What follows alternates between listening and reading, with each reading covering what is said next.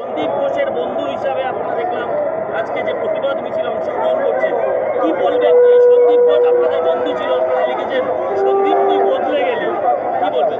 আমরা এখানে যারা দাঁড়িয়ে আছি তারা প্রত্যেকেই 1989 সালের, সেই সালের যে সালে সন্দীপ আমাদের সঙ্গে উচ্চ মাধ্যমিক পাশ করেছে। সন্দীপকে আমরা যেভাবে চিনি আর সন্দীপকে আজকে আমরা যেভাবে দেখছি, সন্দীপ সম্বন্ধে আমরা যে যে জিনিসগুলো শুনছি তার মধ্যে আকাশ পাতাল পার্থক্য আছে। আমরা দুঃস্বপ্ন কল্পনা করতে পারি না যে কোনো একটা দিন আসবে যখন আমাদেরকে এই প্ল্যাকার্ডটা ধরতে হবে। ছাত্র হিসাবে সন্দীপ যথেষ্ট সুনামের সঙ্গে সমস্ত ছাত্র জীবন অতিবাহিত করেছে।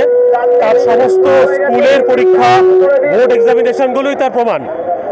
কিন্তু এই সনাতনী শিক্ষা যে একটা মানুষকে প্রকৃত মানুষ করতে পারে না, তার সমস্ত রকম উদাহরণ আজকে সন্দীপ তার প্রফেশনাল লাইফের সমস্ত কাজকর্মের মধ্যে দিয়ে প্রমাণ করেছে।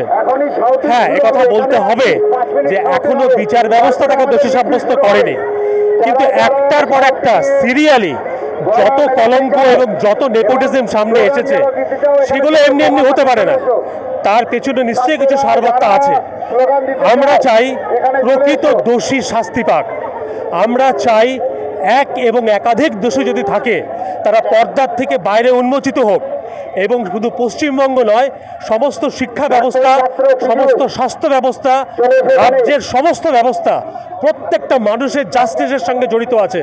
সেই জাস্টিস যেন সামনে আসে এবং অপরাধী যেন সামনে এসে শাস্তি পায় এবং নিরপরাধ যেন স্কেপগোট না হয় এবং দৃষ্টান্তমূলক শাস্তি চাই আমরা।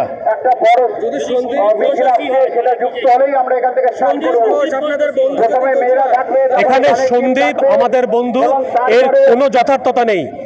সন্দীপ একজন মানুষ, সে যদি অন্যায় করে, আমাদের বন্ধু হোক কিংবা বন্ধু না হোক, সে দোষীর সাব্যস্ত হলে তাকে কঠিনতম শাস্তি পেতে হবে। আমি অরিন্দম ঘোষ, আমি একজন এন্টারপ্রেনিয়ার, আমার কনসাল্টিং হাউস আছে।